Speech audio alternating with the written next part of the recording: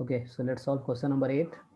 The area of the region xy such that xy both are greater equal to 0, less than equal to 1, and x plus y is greater equal to 3 by 4, less than equal to 3 by 2. So let's solve this here. So for that we need to draw graph. Okay, so let's draw graph. So zoom करो, 1 यहाँ है और यहाँ 1 है. So 3/2 कहीं ना कहीं ऊपर होगा, 1.5 होता है, और 3/4 यहाँ नीचे होगा. So this is 3/4 assume and this is 3/2. तो एक स्ट्रेट लाइन बनाते हैं रफली, और एक स्ट्रेट लाइन है. So this line is x plus y is equal to 3/2 and this line x plus y is equal to 3/4. ये लाइन जो है ये x is equal to 1 की है और ये लाइन जो है y is equal to 1 की है. मुझे इनके बीच का एरिया चाहिए ना. तो x is more than 0, y is more than 0, x is less than 1, y is less than 1, और x प्लस वाई 3/4 से 3/2 के बीच है. तो ये हमारा पोर्शन है जिसका एरिया फाइंड करना है. ठीक है, तो इसको हम इंटीग्रेशन से भी कर सकते हैं और विदाउट इंटीग्रेशन भी ट्राई कर सकते हैं. Okay, so since this is 1, तो अगर हम इसको ज्वाइन करते हैं यहाँ से और इसको ज्वाइन करते हैं तो ये लाइन पैरेलल है, ये भी पैरेलल होगा.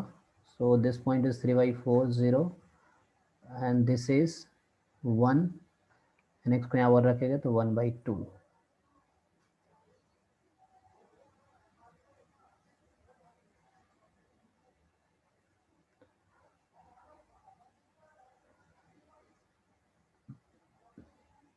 या इंटीग्रेशन से करते हैं अगर इसको हम यूज़ ना करें. अगर इंटीग्रेशन यूज़ करता हूँ मैं तो उस केस में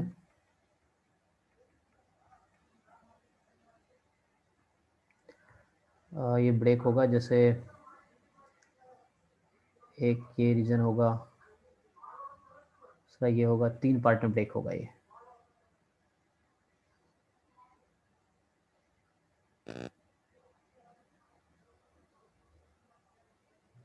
ठीक है, तो चलो इसको सॉल्व करते हैं इंटीग्रेशन से ही.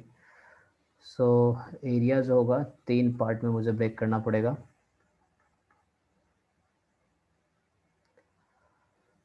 ओके, सो नीचे वाले पार्ट से स्टार्ट करते हैं. तो हॉरिजॉन्टल स्ट्रिप लेंगे तो यहाँ से क्या होगा कि x की वैल्यू यहाँ पे है 3/4 माइनस वाई. 3/4 माइनस वाई से लेके यहाँ x की वैल्यू है 1. तो यहाँ पहले मैंने x की वैल्यू dx लिया, फिर अब dy लेता हूँ. तो y की लिमिट स्ट्रिप कहाँ से कहाँ तक जाएगी, ये x एक्सिस पे 0 है और यहाँ पे ये जो इंटरसेक्शन पॉइंट है यहाँ x 1 है और x 1 रखेंगे इस लाइन में तो y की वैल्यू आएगी हाफ. तो ये हाफ तक जाएगी. तो ओके, सो ये 0 से हाफ. अब दूसरा डिज़ाइन हमारा ये होगा, ऊपर ये कट रहा होगा, एग्जैक्ट ग्राफ बनाएंगे तो दिखेगा. सो मैंने रफ स्केच किया है. ओके, तो इस बीच में क्या होगा,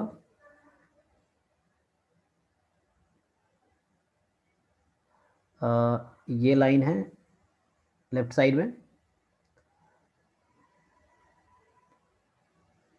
तो लिमिट लेंगे यहाँ पे, फिर यहाँ पे dx dy करता हूँ. तो पहले x की लिमिट लेते हैं.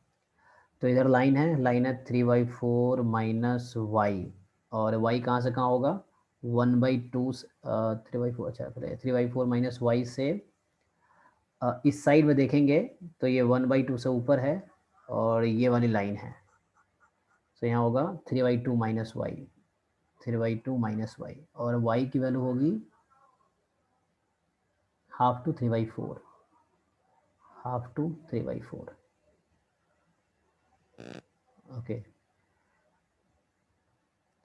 तीसरा रीज़न है उसके ऊपर वाला. तो ये हॉरिजॉन्टल स्ट्रिप लेंगे तो यहाँ पे dx dy लेते हैं. तो x की लिमिट होगी, और y एक्सिस पे x 0 होता है और इधर x की वैल्यू आएगी 3/2 माइनस वाई, और y की लिमिट होगी यहाँ पे 3/4 टू 1, 3/4 टू 1. तो पहले y था 0 टू हाफ, फिर हाफ टू 3/4, फिर 3/4 टू 1. तो 3 पार्ट में ब्रेक हुआ, उसके अकॉर्डिंग फिर x का हुआ है। तो पहले इंटीग्रेट कर लेते हैं क्या आंसर आता है।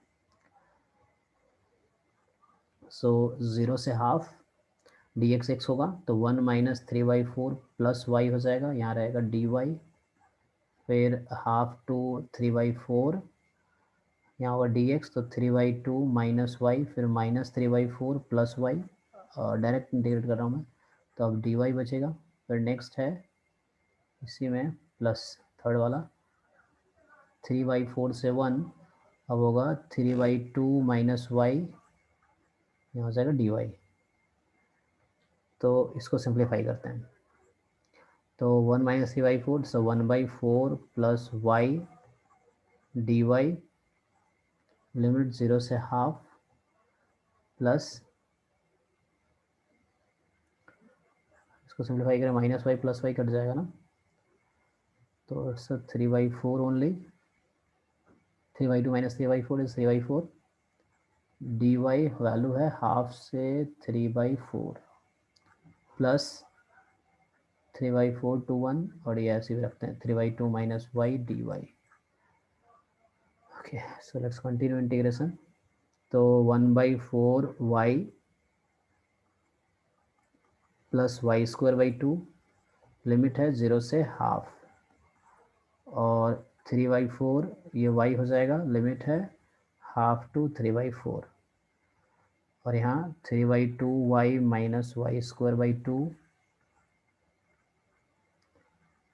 3/4 to 1, तो वैल्यू क्या आएगी 1/8 प्लस 1/8, माइनस 0 0 हो जाएगा, इसे छोड़ देते हैं, ये आएगा 3/4 बाहर रखते हैं, तो ये आएगा 3/4 minus 1/2 plus, you can do calculation in your own way,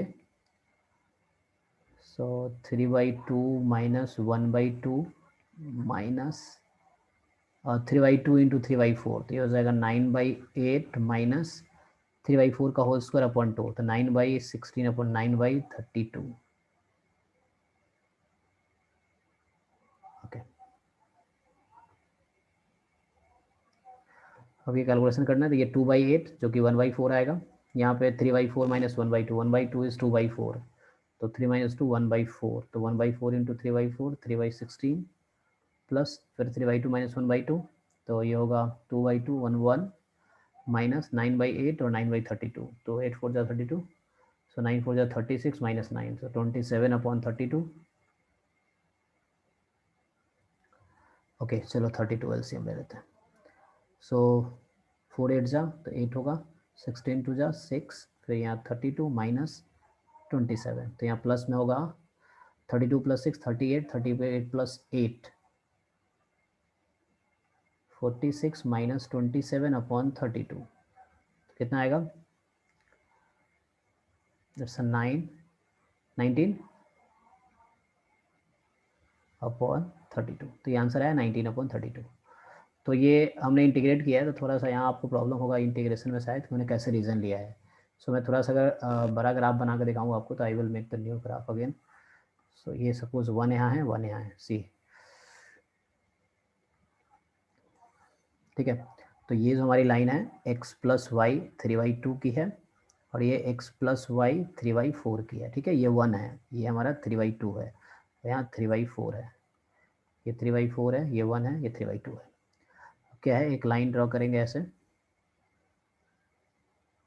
और ये, तो ये y इज इक्वल टू 1 है, ये x इक्वल टू 1 है हमारा। ये रीज़न है जिसका एरिया मुझे फाइंड करना है,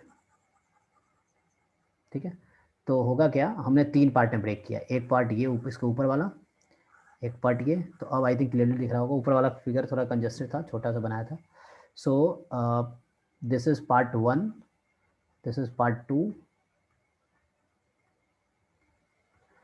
so this is part 1, this is part 2, this is part 3, है ना, बॉटम टू टॉप। तो पहले मैंने 1 का एरिया निकाला था, फिर 2 का, और फिर 3 का, ठीक है। तो इस केस में क्या होगा कि सिंपली 1 में क्या किया है, हॉरिजॉन्टल स्ट्रिप लिया था, तो यहाँ जो है x की वैल्यू यहाँ से आएगी 3/4 माइनस वाई, और यहाँ x की वैल्यू 1 है, तो ये लिया था। फिर ये स्ट्रिप कहाँ से, बॉटम 0 है, और यहाँ ये क्या है, ये देखोगे आप, तो y की वैल्यू यहाँ पे क्या आएगी, ये इंटरसेक्शन पॉइंट है, यहाँ x 1 है, क्योंकि इंटरसेक्शन पॉइंट जिन दो लाइन का उसको साइमल्टेनियसली सॉल्व कर लेंगे। तो x1 है और यहाँ पुट करेंगे x को 1 तो y आएगा 1/2, तो ये y इज इक्वल टू 1/2 है, तो ये 0 से 1/2 तक जाएगी। दूसरे वाले पार्ट में क्या है कि ये हॉरिजॉन्टल स्ट्रिप लेते हैं, तो ये लेफ्ट साइड में जो है यहाँ से y की वैल्यू आएगी, x की वैल्यू, x है ना लिमिट ले रहे हैं, तो x की वैल्यू 3/4 माइनस वाई, और राइट साइड में x की वैल्यू 3/2 माइनस वाई, और ये स्ट्रिप कहाँ से कहाँ तक मूव करेगी। सो ये हाफ से लेके अब यहाँ पे क्या है, ये लाइन है y इज इक्वल टू 3/4 का, तो हाफ टू 3/4। अब ऊपर आ जाएंगे थर्ड पार्ट में, तो यहाँ x की वैल्यू इधर लेफ्ट में जो है 0 है क्योंकि y एक्सिस है, और राइट साइड में x की वैल्यू क्या है 3/2 माइनस वाई। फिर ये स्ट्रिप वर्टिकली कहाँ से कहाँ मूव करेगी, तो 3/4 से लेकर 1 तक, तो यही मैंने यहाँ पे किया है। सो ये ग्राफ यहाँ छोटा सा था, तो इस ग्राफ को मैंने यहाँ क्लियर किया है। So now you can relate, तो अब तुम यहाँ देखोगे तो समझ आएगा, ठीक है। तो दोबारा ट्राई करो इसको। Okay, thank you so much.